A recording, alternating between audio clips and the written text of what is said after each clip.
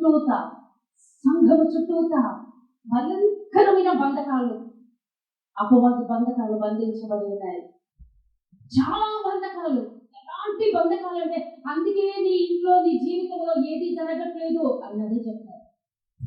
దానిలో నుంచి బయటికి రాలేకపోతున్నావు, ఆ బంధకాలు విడిపించుకుని బయటికి రాలేకపోతున్నావు. అపవాది అంతటి బంధకాలు వేసేసాడు. యోసేపు నీతిమంతుడే, కానీ చెరసాలలో ఇనుము అతన్ని బంధించలేదా అండి?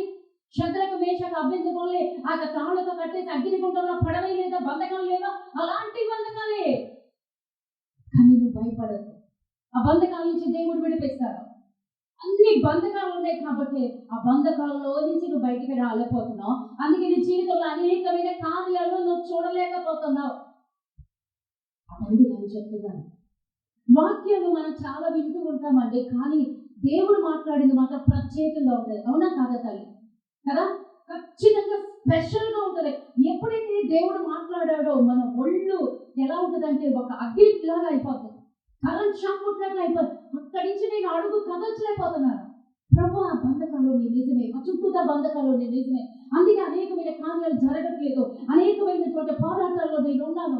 ఏం చేయాలి, నేనేం చేయాలి? తెల్లవారితే ఇక్కడ బుధవారం ప్రార్థన, నాకు ఏ వాక్యం చెప్పాలో తెలియట్లేదు. చాలా పెనుగులాడుతాను దేవుడి దగ్గర, ఏ మాట నాకు అందలేదండి. అలాగే వచ్చేసాను, ఇక్కడికి వచ్చేసాను, అంత అయిపోతుంది. వాక్యం తీసాను, చదువుతున్నాను.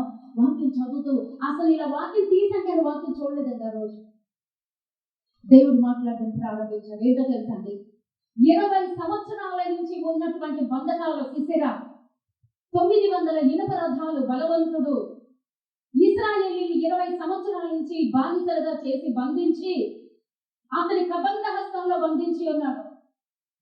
కానీ ఒక టైం వచ్చింది, లపిదోతు భార్య అయినటువంటి దెబోరా ఆ సింధూర సరళ వృక్షం కింద కూర్చుని వారికి తీర్పు తీర్చుట కద్దు కదా, ఆమె ఆ తీర్పు తీర్చి ఆమె న్యాయాధిపతిగా ఉన్నటువంటి దినాల్లో రాజైన బారాకుతో దేవుడు చెప్పాడు, దెబోరాతో చెప్పాడు, 10,000 మంది సైన్యాన్ని సమకూర్చుకుని ఆ తాబోరు కొండ మీదకి వెళ్ళు, సీసెరా మిమ్మల్ని కరుముకుంటూ వస్తాడు, సీసెరాతో నేను యుద్ధం చేస్తాను.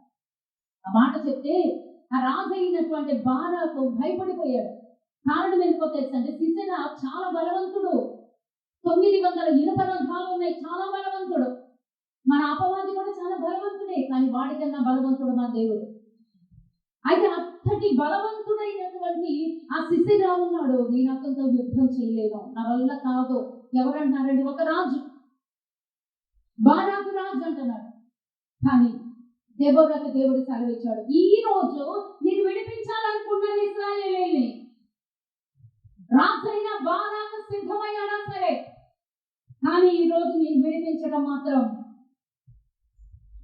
సిద్ధం, సత్యం. ఈ రోజు నేను విడిపించబోతున్నాను, యుద్ధం జరగబోతోంది. ఈ రోజు ఆ యుద్ధానికి డెడ్ లైన్ పెట్టేశాడు దేవుడు. నీవు కనుక రాకపోతే ఈ విజయం ఒక స్త్రీకి ఇవ్వబడుతుంది. చప్పట్లు కొట్టి దేవుడికి స్తోత్రాలు చెల్లించుగా. ఈ విజయము ఒక స్త్రీ సొంతం అవ్వబోతుంది. చెప్పినట్లే జరిగింది. తాబోరు కొండ మీదకి దెబోరా అన్నాడు, వస్తేనే వెళ్తా అన్నాడు. దెబోరా వచ్చింది, 10,000 మంది సైన్యాన్ని సమకూర్చుకొని తాబోరు కొండ ఎక్కుతుంటే సిసెరా వెనక తరిమాడు. ఆ తరుగుతూ వెళ్ళినప్పుడు దేవుడు ఆ యొక్క సిసెరాని కలవరపరచగా, అంటే భయపెట్టగా దేవుడే ఆ యుద్ధంలోనికి వచ్చేసాడండి. నేను ఎందుకు ఈ మాట చెప్తున్నానో ప్రతి పిన్ పట్టుకోండి. దేవుడే ఆ యుద్ధంలోనికి వచ్చేసి సిసెరాని కలవరపరచగా, సిసెరా యుద్ధంలో నుంచి నిష్క్రమించి యుద్ధంలో వెనక్కి తిరిగి పారిపోయాడు. చెప్పులు వదిలేసి, రథాన్ని వదిలేసి, ఆ 900 రథాలను వదిలేసి ఒంటరిగా కాలి నడకడం అక్కడి నుంచి పారిపోయాడు. హల్లెలూయా. అతను పారిపోయిన తర్వాత వెళ్ళిపోయి ఒక హేబెరు భార్య అయినటువంటి యాయేలు గుడారంలోకి వెళ్ళాడు. అదంతా ఆ రోజు చెప్పబడడం జరిగింది. హేబెరు భార్య అయినటువంటి యాయేలు గుడారంలోకి వెళ్ళినప్పుడు ఆ హేబెరు భార్య అయినటువంటి యాయేలు అతన్ని పడుకోమని ఆశ్రయం ఇచ్చింది. ఆయన నీళ్లు అడిగితే పాలబుడ్డి ఇచ్చింది, వేడివేడి పాలు కాపిచ్చింది, తాగాడు, కంబళ కప్పింది, పడుకున్నాడు. అప్పుడు లేచింది, గుడారం వస్తుంది. ఆమె దగ్గర ఏ యుద్ధ కవచాలు, యుద్ధ బళ్ళాలు ఏమీ లేవు. ఆమె ఇంట్లో ఉన్నటువంటి గుడారం, ఆమె చేతిలో ఉన్నది ఒక గుడారపు మేకు, ఇదా వెరీ గుడ్, ఒక సుత్తి గుడారపు మేకు తప్ప ఏమీ లేవండి. ఆ రెండింటి తీసుకుంది, అతను పడుకొని నిద్రపోతున్నాడు. కంబళి కట్టింది, ఆ కణతంలో పెట్టి మేకు ఎంత ఉంటుందంటే గుడారపు మేకు ఇంత పొడవుంటుంది. అంతటి మేకు ఆ కణతంలో పెట్టి సుత్తి పెట్టుకొని కొడితే ఇక్కడ వచ్చినటువంటి మేకు పడుకున్న ఈ కణతంలోకి భూమిలోనికి చొచ్చుకుపోయేను అని ఉంది వాక్యం. దేవుడికి స్తోత్రం. భూమిలోనికి చొచ్చుకొని పోయేను. అక్కడ చచ్చి ఆమె పాదముల యొక్క పడి ఉండేనో. దేవుడికి స్తోత్రం. ఆ రోజు దేవుడు మాట్లాడాడండి. ఆ రోజు అభిషేకం, ఆ రోజు దేవుడి సన్నిధి అనుభవించిన ప్రతి ఒక్కరు నా దగ్గరికి వచ్చి మాట్లాడారు. అమ్మ, ఈ రోజు దేవుడు మాతో మాట్లాడారు. ఈ రోజు దేవుడి సన్నిధి దిగి వచ్చినది, దేవుడి ప్రత్యక్షతను మేము కనుగొన్నాము అని. ఎందుకో తెలుసండి, ఆ రాత్రంతా మేము పెరుగులాడుతున్నాం. ప్రభువా, బంధకాలు ఉన్నాయని చెప్పాం, నేను ఇప్పుడు ఏం చేయాలి? ఆ బంధకాలు ఎలా తెలుపుకోవాలి? అవి తెగాలని నేనేం చేయాలి? రాత్రి అంతా కూడా నేను పెరుగులాడుతూనే ఉంటున్నాను. ఇక్కడికి వచ్చినాక దేవుడు నాతో మాట్లాడారు. ఏంటో తెలుసండి, ఆ స్త్రీకి ఇచ్చిన విజయం నీకు ఇవ్వబోతున్నాను. ఆ స్త్రీకి ఇచ్చినటువంటి ఆ జయ జీవితం నీకు ఇవ్వబోతున్నాను. కాకపోతే ఆ స్త్రీ కలిగినది ఏంటో తెలుసండి, గుడారపు మేకు సుత్తి. ఒక చేత్తో సుత్తి పట్టుకుంది, ఒక చేత్తో మేకు పట్టుకుంది. ఆ సుత్తి దేనికి సాదృశ్యం తెలుసండి? వాక్యం. ఆ మేకు దేనికి సాదృశ్యమో తెలుసండి? ప్రార్థన. ఆ ప్రార్థన, ఆ యొక్క వాక్యము అనేటువంటి రెండు నీ చేత పట్టుకో. శత్రువుని కాళ్ళ యొద్ద చచ్చి పడబోతున్నాడు. దేవునికి స్తోత్రం కలుగును గాక. హల్లెలూయా. నిన్నటి దినం లక్షవారం రాత్రి నేను ఒక దర్శనం చూశానండి. నాకు చాలా శ్రమంలో ఉన్నానండి, మీకు తెలియదు. అల్లాడిపోతున్నాను, నలిగిపోతున్నాను. తెల్లవారు 3ంటికి లేచానండి. 4 వరకు ఏసు రక్తమే చెప్పారు. నాకు అది అలవాటు. ఇంకా టైం ఉంటే 2 గంటలు 3 గంటలు ఇంకేసు రక్తం చెప్తే ఏం చెప్పడండి. విలవిలలాడిపోతాడు అపవాది. అందుకే నిలబడలేదు ఏసు రక్తం చెప్పి. గంట సేపు చెప్పానండి. మళ్ళీ ఇంకో గంట సేపు ప్రార్థన చేశాను. సర్లే ఒక అరగంట ఇలా నడుము వాల్చి, ఇంకా తెల్లారలేదు కదా అని చెప్పి నడుము వాల్చానండి. ఒక అరగంటేనండి. ఇలా నడుము వాల్చానో లేదు, అది నిద్ర కాదండి. మొదట నాకు తెలుసు ఆ దర్శనం. ఆ దర్శనం ఏమైందో తెలుసు. నేను పేరు చెప్పను. కొంతమంది కక్కుతున్నారు, కొంతమంది కక్కుతున్నారు. నోట్లో నుంచి వెంట్రుకలు పడిపోతున్నాయి. చిన్న చిన్న వెంట్రుకలు కక్కి కక్కి కక్కుతుంటే వెంట్రుకలు కక్కుతున్నారు. వాంతులో నుంచి వెంట్రుకలు వస్తున్నాయి. ఆ వెంట్రుకలు దేన్ని సూచిస్తుంది చెప్పండి? ఎస్, మాంత్రిక శక్తులు, చాతబడి శక్తులు, దయ్యపు శక్తులు, ఆ యొక్క అపవాది క్రియలు, చాతబడి శక్తులు, అవన్నీ కూడా కప్పుతున్నారండి. ఆ నోట్లో నుంచి వాంతి కాదండి, ఇలా మోస్తుంటే వెంట్రుకలు పడిపోతున్నాయి. చిదింటి ఎలా పడిపోతుంది, కప్పుతుంటే వెంట్రుకలు ఎలా పడుతుంది చూశాను. అప్పుడు దేవుడు నాతో మాట్లాడుతున్నాడు. ప్రభా, ఏంటి వెంట్రుకలు కక్కడం ఏంటి?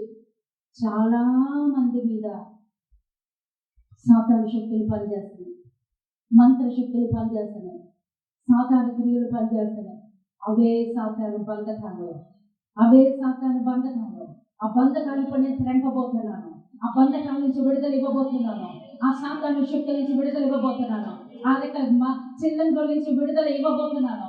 ఆ యొక్క సాతాను శక్తుల నుంచి, చేతబడే శక్తుల నుంచి ఇప్పుడు నేను విడుదల ఇవ్వబోతున్నాను. ఆ విడుదల ఇప్పుడు ఉన్నటువంటి ప్రతి ఒక్కరు పొందుకోబోతున్నారు. ఇంతకాలం ఏ బంధకాలైతే ఉన్నారో, ఏ చేతబడే శక్తులకి ఉన్నారో, వాటన్నిటి నుంచి ఇప్పుడు విడుదల రాబోతుంది, విడుదల కలిగించబోతున్నాను. కాబట్టి నువ్వు 21 రోజులు నువ్వు ఉపవాసం ఉండి ప్రార్థించు. నేను ఒంటరిగా ఇంట్లో చేద్దాం అనుకున్నా, కానీ సంఘం అంతా అడిగారు, ఏం చేస్తాం. సంఘం అంతా కూడా బాధల్లో ఉన్నారు, చాలా శోధించబడుతున్నారు, బంధకంలో ఉన్నారు, అనేకమైనటువంటి ఆర్థిక ఇబ్బందుల్లో ఉన్నారు. అవన్నీ మీరు అనుకున్నారు అపవాది తెచ్చిన క్రియలు. ఇక్కడి నుంచి దానికి సమాప్తి కలిగించేశాడు దేవుడు, దానికి ముగింపు కలిగించాడు దేవుడు. హల్లెలూయా. అందుకే గత శుక్రవారం నుంచి ఇదే నడిపింపు, ఇదే అభిషేకం. ఎప్పుడైతే దేవుని వాక్యం వెల్లడి అయిందో, ఆ వెల్లడి అయిన తోడనే ఆ అభిషేకం, దేవుని యొక్క ప్రవాహం ఇక్కడ రావడం అందరూ చూస్తున్నారు. దేవుడికి స్తోత్రం కలుగును గాక. అనేక మంది అనుకుంటారు ఇది త్రాగుడు వ్యసనం అనుకుంటారు, లేకపోతే వ్యభిచారం అనుకుంటారు, లేకపోతే ఇక ప్రార్థనకి రాలేకపోతున్నాం అనుకుంటారు, వ్యాధులు అనుకుంటారు, అప్పులు అనుకుంటారు. కాదండి, అవన్నీ సాతాను మన మీద ప్రయోగం చేస్తుంది. వ్యతిరేక శక్తులు మన ఇంట్లో వాళ్ళే మనకి వ్యతిరేకంగా ఉంటారు. బంధకాలన్నీ ఇప్పుడు తెంపబడబోతున్నాయండి. దేవుడికి స్తోత్రాలు. హల్లెలూయా. అందుకే సెప్టెంబర్ 1వ తారీఖు నుంచి 21వ తారీఖు వరకు మన మందిరంలో ఉపవాస దినం ఇక్కడ ప్రకటించడం జరిగిన దేవుడి చిత్తం. హల్లెలూయా, హల్లెలూయా. 21 రోజులు దేవుడు నన్ను ఎలా నడిపిస్తేనే అలా వెళ్ళిపోతానండి. వాక్యమే అని కాదు, ఆరాధనే అని కాదు, విజ్ఞాపననే కాదు, దేవుడు ఆ రోజు నన్ను ఎలా నడిపిస్తే ఆ రోజు అలా స్వాధీనపరిచేసుకో, దేవుడికి స్వాధీనం అయిపోతానండి. దేవుడు ఆ రోజు కేవలం ఆరాధనే కోరుకున్నాడు అనుకోండి, ఆరాధనే. ఆ రోజున దేవుడు ఒక విజ్ఞాపనే కోరుకున్నాడు అనుకోండి, విజ్ఞాపనే. దేవుడు ఒకవేళ వాక్యం ద్వారా మాట్లాడాలని అనుకున్నాడు అనుకోండి, వాక్యమే. సంపూర్ణంగా నేను దేవుడికి సరెండర్ అయిపోతున్నాను. ఎందుకంటే దేవుడు మన మధ్యలో కార్యాలు చేయబోతున్నాడు. ఎంత కాలం నుంచో నిరీక్షిస్తున్నటువంటి మన నిరీక్షణకి సమాధానం ఇస్తున్నాడండి దేవుడు. దేవుడికి స్తోత్రాలు. మనం ఇంకెవరి వైపు చూడక్కర్లేదండి. ఆ సేవకులు, ఈ సేవకులు, వాళ్ళు వస్తారు, వీళ్ళు వస్తారు, దేవుడు వచ్చేసాడు. చెప్పండి, దేవుడికి స్తోత్రాలు చెల్లించదా. హల్లెలూయా. శుక్రవారం దేవుడు అంతా మాట్లాడాడు. శుక్రవారం ఆ రోజు చిన్న ఇంట్రొడక్షన్ ఇచ్చాను. ఎవ్వరు రాలేదు, ఇద్దరు మగవాళ్ళు, ఇద్దరు ఆడవాళ్ళు. అంతే, మరొకరు ఎవరు రాలేదు. అందుకే ఆ రోజు చెప్పాను. నేను ఈ రోజు ఈ వాక్యం చెప్పను, ఆదివారం చెప్తాను. హల్లెలూయా. ఆ రోజున విత్తబడిన వాక్యం, దేవుడు నాతో మాట్లాడిన వాక్యం ఇదే. హిజ్కియా ఎవరు చూసి భయపడుతున్నాడో తెలుసు? అష్షూరు రాజు. ఈ యొక్క వాక్య గ్రంథంలో చదివేమో 37వ అధ్యాయంలో హిజ్కియా విని తన బట్టలు చింపుకొని గోనెపట్ట పరుచుకొని యెహోవా మందిరమునకు పోయి గృహ నిర్వాహకులకు ఎలియాకీమును, శాస్త్రులు, శబ్దాలు, యాజకుల పెద్దలు, ఆమోదు కుమారుడు ప్రవక్త అయిన యోషియా యొద్దకు పంపెను. వీరు గోనెపట్ట కట్టుకొనిన వారి అతని వద్దకు వచ్చి అతనితో ఇట్లా, హిజ్కియా సెలవిచ్చినదేమనగా, ఈ దినము శ్రమయు, శిక్షణయు, దూషణయు గల దినము. పిల్లలు పుట్టవచ్చును గాని కనుగొని శక్తి చాలదు. జీవము గల దేవుని దూషించుటకు అష్షూరు రాజైన తన యజమానుని చేత పంపబడిన రబ్షాకే పలికిన మాటలు నీ దేవుడైన యెహోవా ఒకవేళ ఆలకించి నీ దేవుడైన యెహోవాకు వినబడి ఉన్న ఆ మాటలను బట్టి ఆయన అష్షూరు రాజును గద్దించునేమో. కాబట్టి నిలిచిన శేషము కొరకు నీవు హెచ్చుగా అండర్లైన్. దేవుడు ఏం చేయమంటాడు? హెచ్చుగా ప్రార్థన చేయము. రాజైన హిజ్కియా సేవకులు యోషియా యొద్దకు రాగా యోషియా వారితో ఇట్లా, మీ యజమానునికి మాటలు తెలియచాడు. యెహోవా సెలవిచ్చినదేమనగా, అష్షూరు రాజు సేవకులు నన్ను దూషింపగా నీవు వినిన మాటలకు భయపడవద్దు. అతనిలో ఒక ఆత్మ నేను పుట్టింతును. అండర్లైన్. అతనిలో ఒక ఆత్మ నేను పుట్టింతును.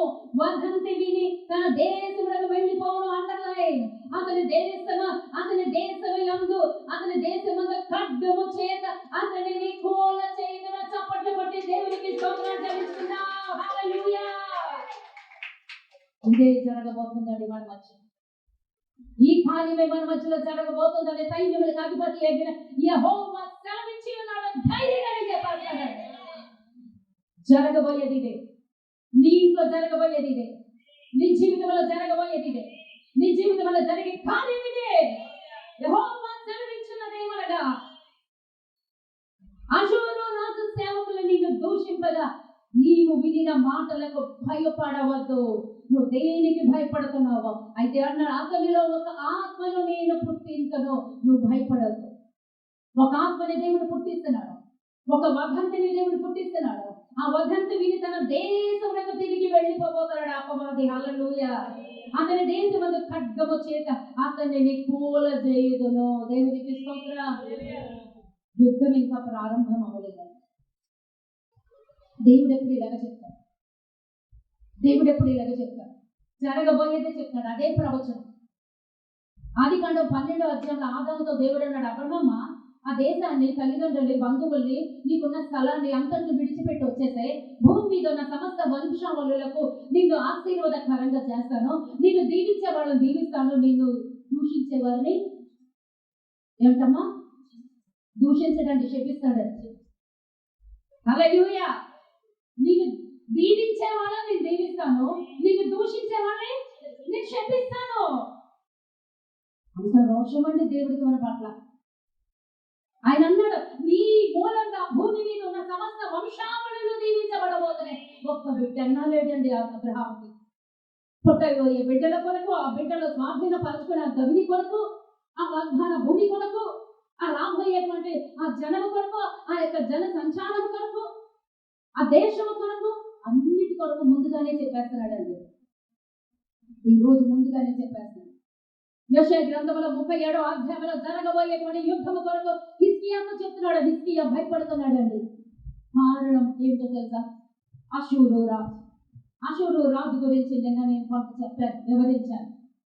ఎందుకంటే అషూరు రాజు చేతిలోనే 10 గోత్రాలు, ఇశ్రాయేలు 10 గోత్రాలు నాశనం అయిపోయారు. ఇశ్రాయేల్లో ఎన్ని గోత్రాలు ఉన్నాయి? ఇశ్రాయేలీలు ఎంతమంది గోత్రాలు? Very good. దేవుడు మిమ్మల్ని దీవించిన గాక. 12 మంది గోత్రాలు. 12 మంది ఎవరి సంతానం? యాకోబు కుమారులు. Very good. హల్లెలూయా. యాకోబు కుమారులు 12 మంది గోత్రకర్తలు. ఆ గోత్రకర్తల్లో ఈ రోజులో 12 గోత్రాలు, 10 గోత్రాలు లేవు, 2 గోత్రాలే ఉన్నాయి. ఎందుకని? దావీదు దగ్గర ఏమైందంటే యాకోబు సంతానం ప్రబలింది. 12 గోత్రకర్తలుగా మారారు. ఆ తర్వాత దేవుడు దీవించుకుంటా వచ్చాడు. ఆ యొక్క దావీదు దగ్గర స్థిరపరిచాడు. దావీదు దగ్గర దేవుడు మాట్లాడాడు, నువ్వు ఇంత భక్తి చేశావు, నా చిత్తం ప్రకారం ఉన్నావు, నా చిత్తాన్ని అంతటిని నెరవేర్చావు, కాబట్టి నీలో నుంచి వచ్చినటువంటి ఒకరిని నేను అభిషేకిస్తాను, నీకంటూ ఒక సింహాసనాన్ని ఉంచుతాను, నిన్ను తుడిచిపెట్టను. ఒకవేళ నీ బిడ్డలు నా మాట వినకపోతే కొరడాలు జులిపించైనా, వాళ్ళని కొట్టైనా, శిక్షించైనా రక్షిస్తాను, కానీ నీ బిడ్డల్ని నేను ఒక్క శేషం మాత్రం ఉంచుతానని చెప్పి దేవుడు సెలవిచ్చాడు. హల్లెలూయా. ఓకే, దావీదు తరం అయిపోయిందండి. దావీదు 40 సంవత్సరాలు ఏలాడు. ఆ తర్వాత దావీదు తర్వాత ఎవరు వచ్చారమ్మా? Very good. గ్రేసీ సిస్టరే తప్ప ఇంకెవరికి వాక్యం తెలీదా? నోరులు విప్పితేనే ఆ వాక్యం గుర్తుంటుంది. దేవుడికి స్తోత్రం కలుగును గాక. దావీదు తర్వాత సొలొమోను మహారాజు వచ్చాడు. ఆయన ఒక 40 సంవత్సరాలు రాజ్య పరిపాలన చేశాడు. ఆయన తర్వాత ఆయన సామ్రాజ్యంలో యెరూషలేము మందిరము కట్టబడింది. దేవునికి స్తోత్రం. ఇప్పుడు కరెక్ట్ గా అడుగుతాను, చెప్పాలి. గ్రేసీ సిస్టర్ కాసేపు సైలెంట్ గా ఉండాలి. సొలొమోను రాజు కుమారుడు పేరేంటి? సొలొమోను రాజు కుమారుడు పేరేంటి? దావీదు. దావీదు తర్వాత సొలొమోను. సొలొమోను తర్వాత అబ్షాలోము దావీదు కుమారుడమ్మా, మర్చిపోతే ఎలాగా? రెహబాము. అస్సలు మర్చిపోకూడదు రెహబాము. రెహబాముని రాజ్య పరిపాలన మీద, ఆ సింహాసనం మీద పట్టాభిషేకం చేసిన తర్వాత అతనికి సరైన రాజ్య పరిపాలన రాక అతని చేతిలో నుంచి యెరోబాము చేతిలోకి వెళ్ళిపోయింది రాజ్యం. ఈ చరిత్రలండి. సొలొమోను కొడుకండి రెహబాము. ఆ మాట ఎంత బాధగా ఉంటుందో నాకు చదువుతుంది, గుండె దత్తనిల్లిపోతా ఉంటుంది. సొలొమోను కొడుకు అంటే దావీదుకి మనవడు. దేవుడు అన్నాడు, ఇక్కడ వద్దు నాకు అన్నాడు. సరిగ్గా పరిపాలన చేయట్లేదు. తండ్రి కన్నా ఎక్కువగా శిక్షలు వేశాడు. ఆ రాజ్యంలో ఉన్నటువంటి ప్రజలందరికీ పన్నులు వసూలు చేయడంలో చాలా కఠినమైన శిక్షలు వేశాడు. అందుకే దేవుడు రెహబాముని తీసేశాడండి. యెరోబాము ఆ యొక్క గోడలు సున్నాలేసి పెయింట్ వేసి బాగు చేసి యెరూషలేము గోడలు బాగు చేసినందుకు దేవుడు ఏం చేశాడంటే ఆ రెహబాము స్థానంలోనికి యెరోబాముని రాజుగా పట్టాభిషేకం చేస్తే ఈయన కూడా రాజు అయిపోయిన తర్వాత కొమ్ములు సరైనటువంటి రాజ్య పరిపాలన లేదు. ఆ టైంలో ఈ యొక్క 12 గోత్రాలు 2 ముక్కలైపోతాయండి. ఒకటి దక్షిణ రాజ్యము, ఒకటి ఉత్తర రాజ్యము అయిపోయి. ఒకటి దక్షిణ రాజ్యము, ఉత్తర రాజ్యం అయిపోతే ఉత్తర రాజ్యంలో 10 గోత్రాలు వెళ్ళిపోయాయి. దక్షిణ రాజ్యంలో 2 గోత్రాలు వచ్చాయి. ఆ 2 గోత్రాలు ఎవరో తెలుసండి? ఆ 2 గోత్రాలు ఎవరు? యోదా గోత్రము, బెన్యామీను గోత్రము.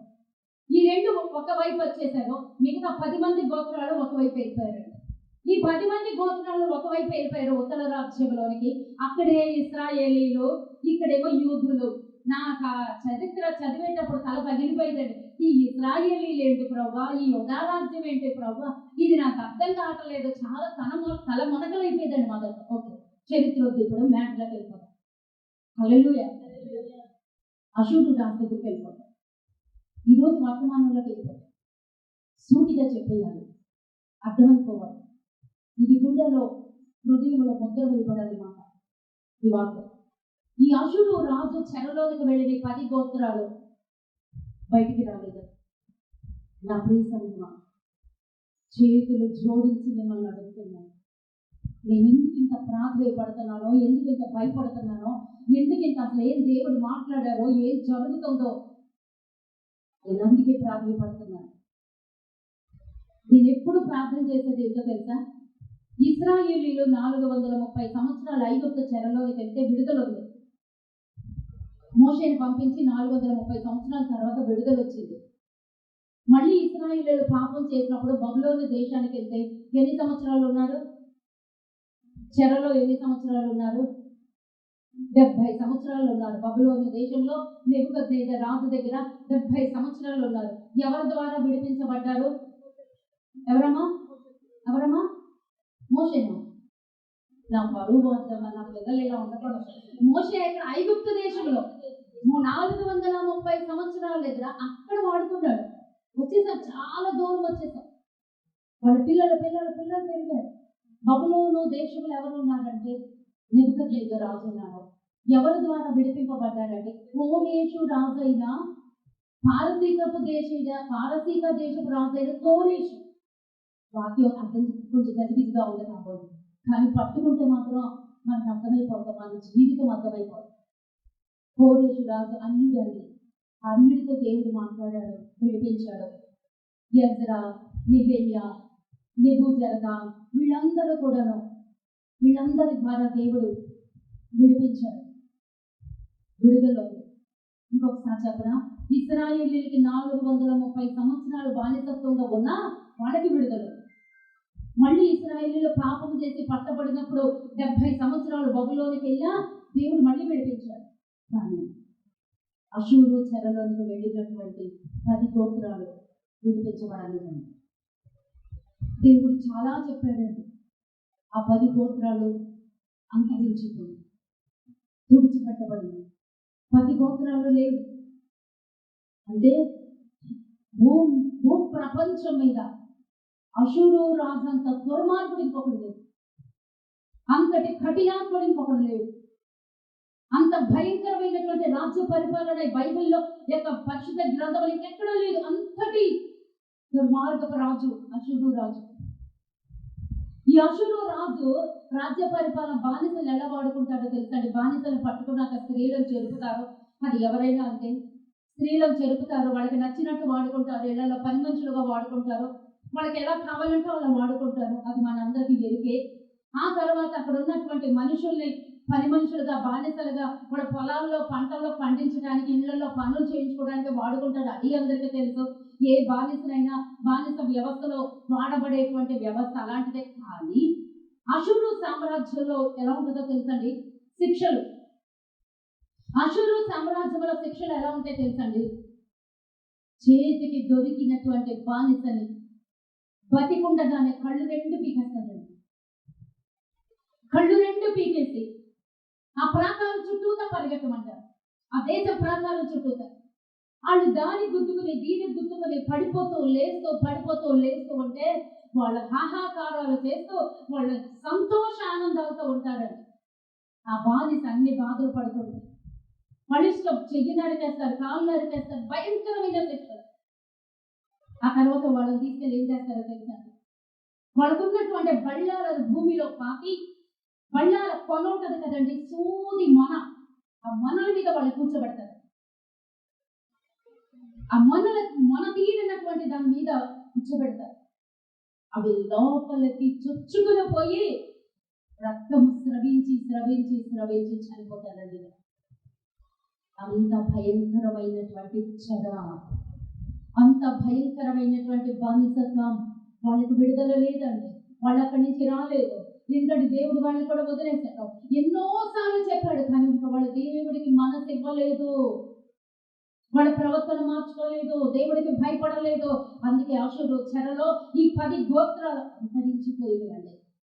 ఈ 10 గోత్రాలు అంతరించిపోయినాక అషూరు రాజు ప్రపంచం మీద సమస్త భూభాగాన్ని జయించుకుంటూ మళ్ళా ఎక్కడ పడిందో తెలుసండి. వాడి కన్ను 2 గోత్రాలు, యూదా గోత్రం, బెన్యామీను గోత్రం ఉన్నటువంటి ఆ యూదా రాజ్యం మీద, ఇశ్రాయేలీల దేశం మీద పడిందండి. వాళ్ళు వచ్చారండి, వాళ్ళు యుద్ధానికి వచ్చారు. ఇశ్రాయేలీల ప్రాకారం చుట్టూతా ముట్టడి వేసేశారు. ఇశ్రాయేలీల ప్రాకారం చుట్టూతా ముట్టడి వేశారు. ఆ ముట్టడి వేసేశారన్న సంగతి ఆ లోపల ఉన్నటువంటి ఆ యొక్క ప్రాకారం లోపల హిజ్కియా గారికి తెలిసిపోయింది. హిజ్కియా అన్నాడు, ఆ సొలొమోను రాజు గారి టైంలో యెరూషలేము మందిరం కట్టినప్పుడు అది కొండల మీద కట్టబడుతుంది. ఆ కొండల మీద కట్టబడినప్పుడు దాని పై భాగానికి నీరు సదుపాయం లేదు కాబట్టి కాలువలను తవ్వించి ఆ గుహలని, దాన్ని ఏమంటారు, టెన్నల్స్ అంటే ఏంటి, గుహలే కదా, ఏంటంటారు, ఏనా టెన్నల్సే అంటారు. సొరంగం, టెన్నల్సే అంటారు. ఎంత చదువురావు. సొరంగాలు తవ్వించేశారు. ఆ సొరంగాల దగ్గరికి వచ్చేసాడండి. అంటే శత్రువు ఏం చేస్తాడో తెలుసండి, మొట్టమొదట ముట్టడి వేసేటువంటిది ఏంటో తెలుసా, వాళ్ళకి నీరు లేకుండా చేసేస్తాడు. ఆ సొరంగాల దగ్గరికి వచ్చేసాడు. ఆ చుట్టూ పక్కన కూడా శత్రువులు మోహరించి ఉన్నారు. జాలు ఇప్పటి నుంచి జాగ్రత్తగా వెళ్ళాడు. ఇశ్రాయేలీల ప్రాకారం చుట్టూ ఎంతమంది వచ్చారు? 185,000 మంది. శత్రువులు ఎంతమంది ఉన్నారు? 185,000 మంది ఉన్నారు. వెంటనే హిజ్కియా మహారాజు ఉన్నారు, ఖచ్చితంగా ఇప్పుడు వాళ్ళు ఆ నీటి సదుపాయం దగ్గర మూసేస్తారు, ప్రకారం వేసేస్తారు, మనకి నీటి సదుపాయం రాకుండా చేసేస్తారు. ఆ సొరంగాల్లో నుంచి మీరు తవ్వేయండి, ఆ సొరంగాల్లో నుంచి నీరు వచ్చి పడేలాగా తవ్వేసేయండి. గబ్బ గబ్బ గబ్బ గబ్బ పనులు పురమాయించారు. వీళ్ళు లోపలే ఉన్నారు. బయట 185,000 మంది ఉన్నారు. ఒక ఉత్తరం రాసి హిజ్కియాకి పంపించాడండి. హిజ్కియా, నువ్వేదో అనుకుంటున్నావు, నువ్వేదో గొప్పవాడు అనుకుంటున్నావు, లేదా నువ్వేదో నా దేవుడు రక్షిస్తాడని నువ్వు చెప్తున్నావు. నీ దేవుడు మాకు దేవుడు లేదా? నీకు ఒక్కడైనా దేవుడు? మాకు దేవుడు లేదా? మమ్మల్ని విడిపించలేదా? మేము రాజ్యాన్ని గెలవలేదా? వాడు మాట లేదండి. మేము రాజ్యాన్ని జయించలేదా? మేము ఎన్ని రాజ్యాలు జయించాం? మాకు దేవుడు లేదా అనుకుంటున్నావా? ఇదిగో నేను వచ్చాను. ఇక్కడ 185,000 మందితో నా సైన్యం ఉన్నది. ఇప్పుడు నీ మీదుగా నేను యుద్ధానికి దిగాను. నిన్ను పట్టుకుని, నిన్ను బంధించి, నీ రాజ్యాన్ని జయించి, నీ మూత్రము నీతోనే త్రాగించి, నీ మలము నీతోనే తినిపిస్తాను. ఒక సవాల్, ఒక ఛాలెంజ్. అంటే వాడి బలం మీద వాడికి అంత నమ్మకం. అన్ని రాజ్యాలను నేను జయించేశాను, యెరూషలేము కూడా నేను జయించేస్తాను. నువ్వే పార్టీ వాడవి, నీ దేవుడు ఏ పార్టీ వాడు? మాకు దేవుళ్ళు ఉన్నారు. దేవుడు దేవుడు దేవుడు అంటావు కదా, మాకు దేవుళ్ళు ఉన్నారు. మా దేవుడు మమ్మల్ని రక్షించలేడా? నీ దేవుడు నిన్ను రక్షించినప్పుడు మా దేవుడు మమ్మల్ని రక్షించలేడా? రక్షిస్తాడు. కాబట్టి నిన్ను నేను జయిస్తాను, నిన్ను నేను జయిస్తాను. నేను బానిసగా పట్టుకుంటాను, నీ మూత్రాన్ని నీతోనే త్రాగిస్తాను, నీ మలాన్ని నీతోనే తినిపిస్తాను. ఇది నా సవాల్. బయట ఉండి, ప్రాకారం బయట ఉండి వాళ్ళ రంకెలు వేస్తూ ఆ ఉత్తరం రాసి ఆ ఉత్తరాన్ని హిజ్కియా దగ్గరికి పంపించాడు. హిజ్కియా దగ్గర పంపిస్తే 11వ వచనంలో 37వ అధ్యాయము చదవద్దు. యోషియా 37:14 ఆ ఉత్తరం తీసుకెళ్లి హిజ్కియా ఏం చేశాడో తెలుసండి, దేవుడి సన్నిధిలో ఆ ఉత్తరాన్ని పంపించాడు. ఆ సమస్యను ఎక్కడికి తీసుకెళ్ళాడండి? దేవుడి పాదాల దగ్గరికి తీసుకెళ్ళిపోయాడు. దేవా, నువ్వు వింటున్నావు కదా, అషూరు రాజు సన్హెరీబు, అతని పేరు సన్హెరీబు, మర్చిపోదు. ఆ సన్హెరీబు ఇలాగ అంటున్నాడు, మా రాజ్యాన్ని జయిస్తాడంట, నన్ను ఇలా పట్టుకుంటాడంట. నువ్వు మా దేవుడు కదా నాయన, మా రక్షకుడు కదా నాయన, మా ఇశ్రాయేలు దేవుడు కదా, నువ్వు సకల రాజ్యములకు దేవుడై ఉన్నావు. 15, 16, 17 వచనాలు అన్ని దేవుడు స్తుతిస్తున్నాడండి. మొదట చరిత్ర చెప్తాను వినండి, నిదానంగా మనం ఏం చేయాలో చెప్తాను వినండి. ఆ మాట పట్టుకొని వెళ్ళిపోయాడండి. ప్రార్థన చేస్తున్నాడు. 16వ వచనంలో యెహోవా సన్నిధిని ఇట్లని ప్రార్థన చేశాడు. యెహోవా, కెరూబుల మధ్యలో నివసించుచున్న ఇశ్రాయేలీల దేవా, భూమ్యాకాశములను కలగజేసిన అద్వితీయ దేవా, నీవు లోకమందున్న సకల రాజ్యములకు దేవుడై ఉన్నావు. సైన్యములకు అధిపతియగు యెహోవా, చెవియొగ్గి ఆలకించుము. యెహోవా, కన్నులు తెరిచి దృష్టించుము. జీవము గల దేవుడైన నిన్ను దూషించుటకై సన్హెరీబు పంపిన వారి మాటలను చెవియొగ్గుము, చెవిని పెట్టుము. యెహోవా, అషూరు రాజులు ఆ జనములను వారి దేశములను పాడు చేసి వారి దేవతలను అగ్నిలో వేసినది నిజమే. అశూరు రాజు చాలా రాజ్యాలు జయించేశారు. ఆ రాజ్యాలు పాడు చేయడం నిజమే, వారి దేవుళ్ళని పట్టుకుని అగ్నిలో వేయటం నిజమే, కానీ నీవైతే మా దేవుడివి. ఆ రాజ్యంలో దేవతలు నిజమైన దేవతలు కాక మనుషుల చేత చేయబడిన కర్రలు రాళ్ళు గాని దేవతలు కావు గనుక వారిని నిర్మూలన చేశారు. యెహోవా లోకమందున్న నీవే, నిజముగా నీవే అద్వితీయ దేవుడైన యెహోవావని సమస్త జనులు తెలుసుకున్నట్లు అతని చేతిలో నుండి మమ్మును. ఎంత మంచి ప్రార్థన! అశురు రాజైన సన్హరీబు రంకెలు వేస్తున్నాడు. నేను రాజ్యాలు జయించలేదా? వాళ్ళ దేవతల్ని నేను అగ్నిలో కాల్చివేయలేదా? వాళ్ళ రాజ్యాలను నేను జయించలేదా? నువ్వే పాటివాడివి, నీ దేవుడు ఏ పాటివాడివి, నీ దేవుడు ఏ పాటివాడు. ఒక సవాల్ హిజ్కియా ప్రార్థన చేస్తున్నాడు, ఉపవాసాలు ఉన్నారు.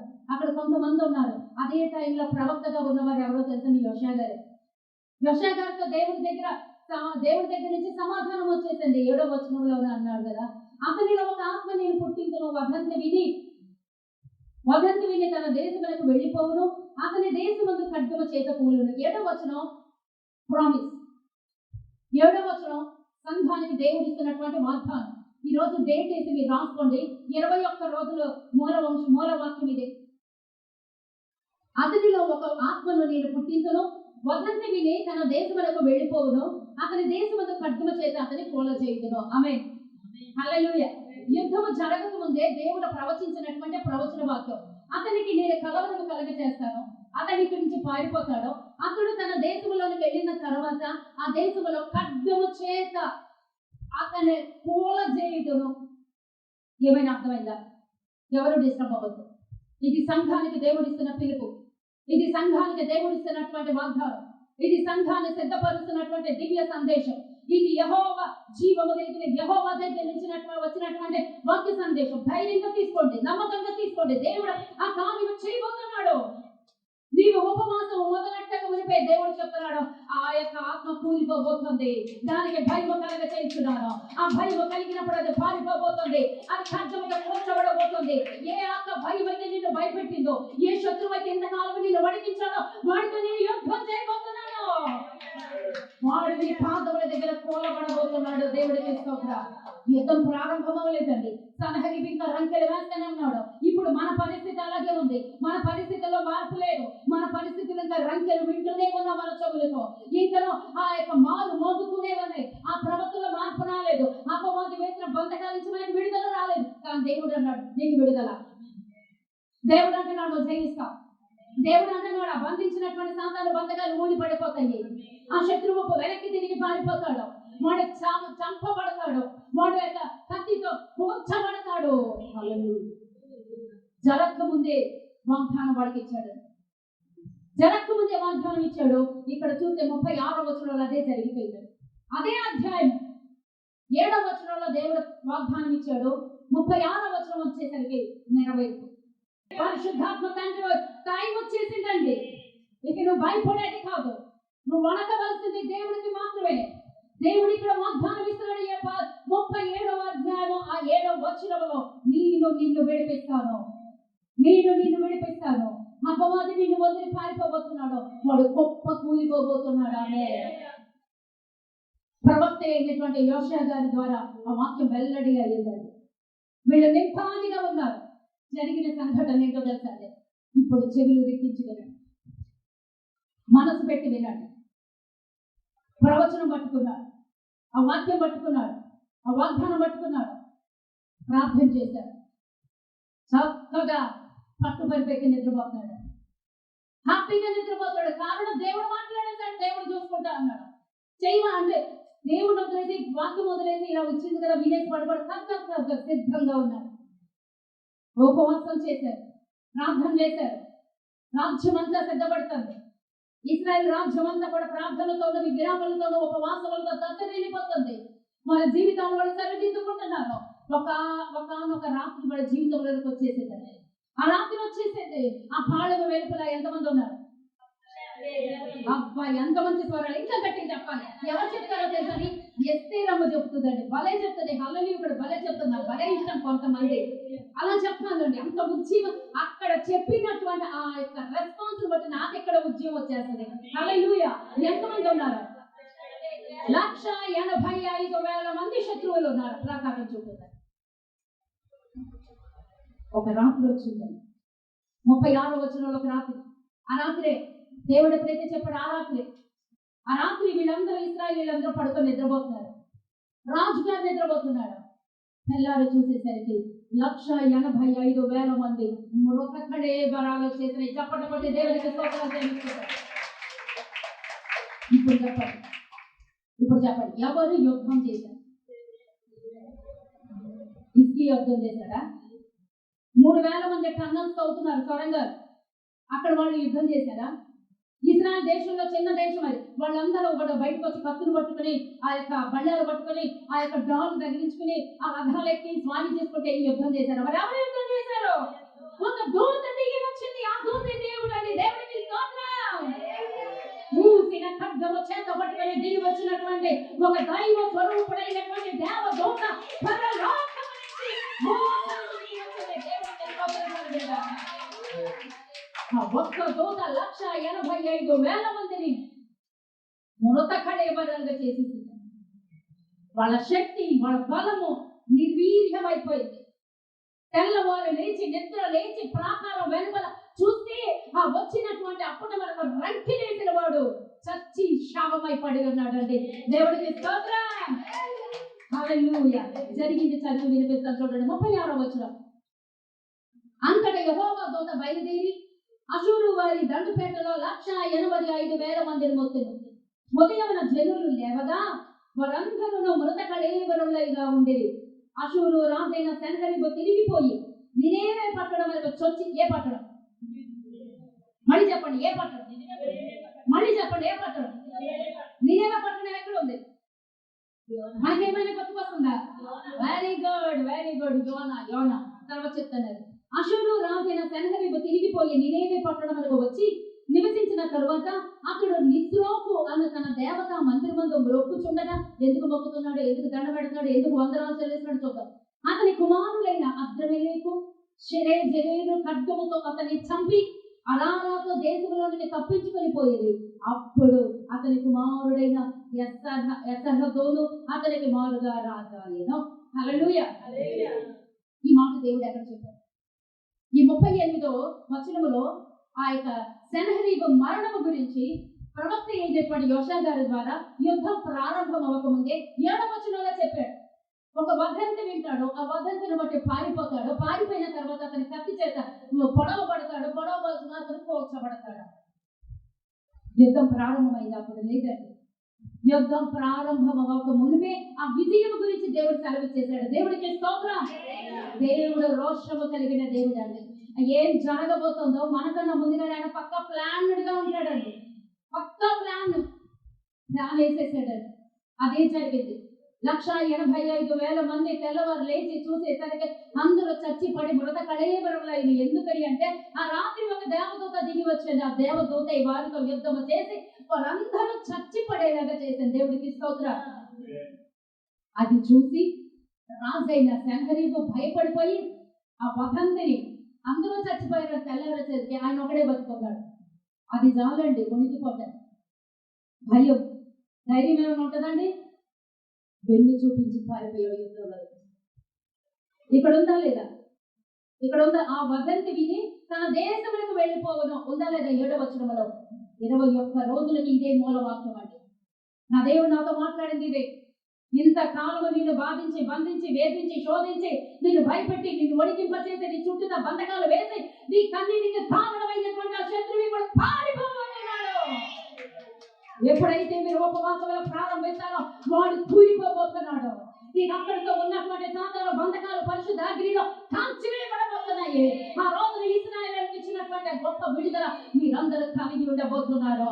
మీ మీద ప్రయోగించబడినటువంటి ఆ మంత్ర శక్తులు కావచ్చు, చేతబడి శక్తులు కావచ్చు, ఆ సాధారణ శక్తులు కావచ్చు, ఆ దుష్ట శక్తుల ప్రభావం కావచ్చు, అవన్నీ కూడా వదిలి కక్కి లోపల నుంచి బయటికి వెళ్ళి పారిపోబోతున్నాయి. హల్లెలూయా. 7వ వచనంలో దేవుడు చెప్పాడు, వాడు వెళ్ళిపోతాడు, వాడు పారిపోతాడు, కత్తితో పొడవబడతాడు, వాడు చచ్చిపోతాడు. నువ్వు భయపడద్దు. ఈ రోజున నీతో అదే మాట్లాడుతున్నాడు. ఇంతవరకు నువ్వే సమస్య దగ్గర భయపడ్డావో, శోధనలు ఎదుర్కొన్నావో దానికి భయపడద్దు. వాడు పారిపోతున్నాడు, చంపబడతాడు, అంటే అగ్నితో కాల్చబడతాడు, మనుషుడు అగ్నితో కాల్చబడతాడు. కాబట్టి నువ్వు సిద్ధంగా ఉండు. ప్రియ సంఘమా, ఇంతకాలం నేను నిద్రపోయేవేమో, నిద్రలో నుంచి లేచినటువంటి జీవితం రావాలి.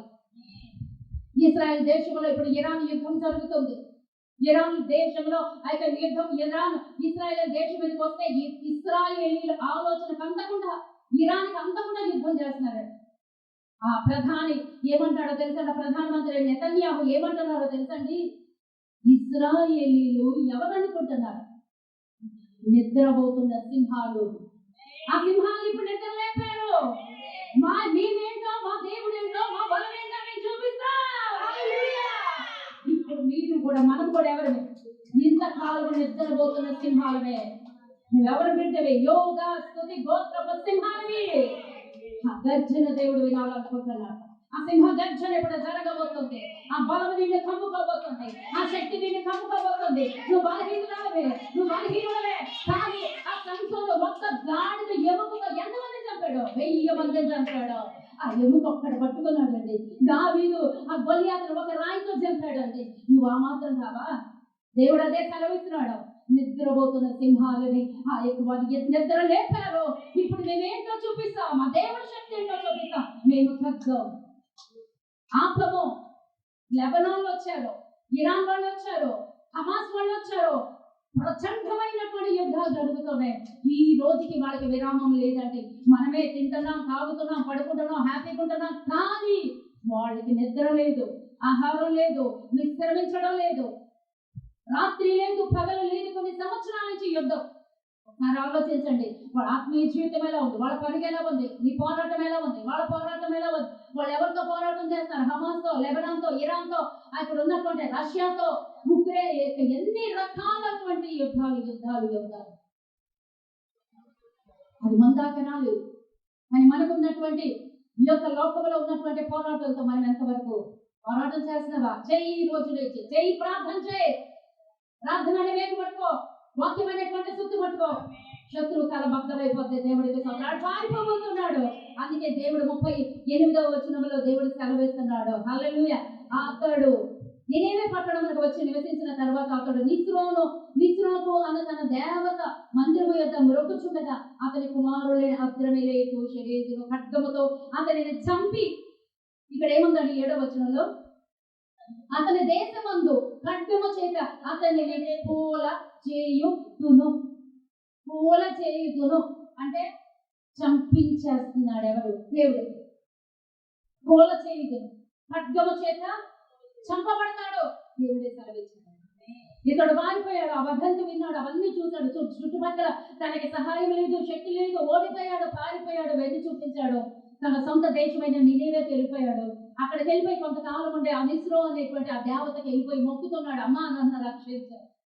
ఆ 1,87,85,000 మంది చచ్చిపోతే నేను ఒక్కడే మిగిలాను నీ కోసం, నీకు ఆరాధన చేయడానికి. నేను ఒక్కడే మిగిలాను అనుకుంటున్నాడండి. ఈ లోపల 2 కొడుకులు వచ్చేసారు, వెనక నుంచి పొడి చేశారు, చచ్చిపోయారు. దేవుడు ఏం చెప్పాడో చేసేసాడు. శత్రువు విరవీగిందండి. ఇన్ని సంవత్సరాలు కుప్పకు వలబోతాం. భయపడదు, ఆగద్దు. ఎవరికి వీలైతే కాదండి, వీలు చేసుకోండి. నీ జీవితంలో కార్యం జరగాలంటే నువ్వు నీ జీవితంలో ఉన్న బంధకాలు, సాతాను బంధకాలు, ఇప్పుడు మనం ఎన్ని బాధలు పడతాం మన కుటుంబాల్లో, పోవాలని ఏడిస్తే అవ్వదండి. దేవుడి సన్నిధికి వచ్చి మొరపెట్టాలి. అప్పుడండి విడుదల. ఈ అషూరు రాజు గురించి చెప్తాను, ఒక్క నిమిషం చెప్పి ఆపేస్తా. ఈ అషూరు రాజు దగ్గర నినేవేకి ఎందుకు వెళ్ళాడో తెలుసండి. ఈ యొక్క అషూరు నినేవే పక్కన ఉన్నటువంటి చిన్న చిన్న గ్రామాలు, చిన్న చిన్న పట్టణాలు. ఈ యొక్క అషూరు రాజ్యానికి కింగ్డమ్, రాజధాని ఏది అంటే నినేవే. అందుకే యోనాని దేవుడు ఆ యొక్క అషూరు రాజ్యం మీద నినేవే పట్టణానికి వెళ్ళి వాళ్ళందరూ పాపం ఘోరమైన వాటికి వెళ్ళి ప్రార్థన చేయలేదు, ప్రకటించలేదు. కారణం ఏంటో తెలుసండి, తన పితరులను అందరినీ కూడా ఈ అషూరు రాజే నాశనం చేశాడు. అక్కడ అషూరీయులు ఉన్నారు. ఈ అషూరీయులకి రాజధాని ఏదంటే నినేవే. మా పితరులను ఇంత బాధ పెట్టారు కాబట్టి నేను వెళ్ళను. వాళ్ళ బాధ పొందాలి, వాళ్ళ ఏడవాలి అని ఒక మానవ రీతిలో యోన ఆలోచించాడు, కానీ దేవుడు చేశాడండి. హల్లెలూయా, హల్లెలూయా. దేవునికి స్తోత్రం, దేవునికి స్తోత్రం. ఇప్పుడు జరిగేది ఇప్పుడు చెప్పండి. ఇప్పటి నుంచి మన జీవితంలో జరుగుతున్నది, జరగబోయేది, ఇంతకాలంలో పడ్డ శ్రమ, ఈ కన్నీరు, ఈ బంధకాలు శ్రమపడానికి దేవుడు వచ్చాడు. మనలో సిద్ధమా? దేవుడు సిద్ధంగా ఉన్నాడు. నీ యొక్క కన్నీరు తొడవడానికి, నీ బంధకాల నుంచి విడిపించడానికి, ఆ సాతాను శక్తుల నుంచి, అవి చేయబడ్డ శక్తులైనా, చేతబడ్డ శక్తులైనా, చెల్లెళ్ళైనా ఏమైనా దాని నుంచి దేవుడు నిన్ను విడిపిస్తానని యెషయా గ్రంథం 37వ అధ్యాయం 7వ వచనం నుంచి దేవుడు మాట్లాడేశాడు. వాగ్దానం పొందుకున్న ఈ రోజున స్వతంత్రించుకోవడానికి సిద్ధపడిపోతాం. సెప్టెంబర్ 1వ తారీఖు నుంచి 21వ తారీఖు వరకు ఉపవాస దినములు ఇక్కడ ప్రకటించబడుతున్నాయి. దాని కొరకు మన శరీరాన్ని సిద్ధపరచుకుందాం. దేవుడి కొద్ది వార్త దీవించిన దాకా కళ్ళ నుంచి ప్రార్థన చేద్దాం. ప్రార్థన చేద్దాం. దేవుడికి తీసుకుంటాం. ఒక ప్రతిష్ఠితురాలు ఇక్కడ ఉన్నాను. దేవుడికి తీసుకుంటాం. ఆ మధ్య కానుకల పాట పాడడానికి సిద్ధమవుతుండగా ఈ లోపల ఒక చిన్న ప్రార్థన చేసి దేవుడికి మనల్ని అప్పగించేస్తుంది.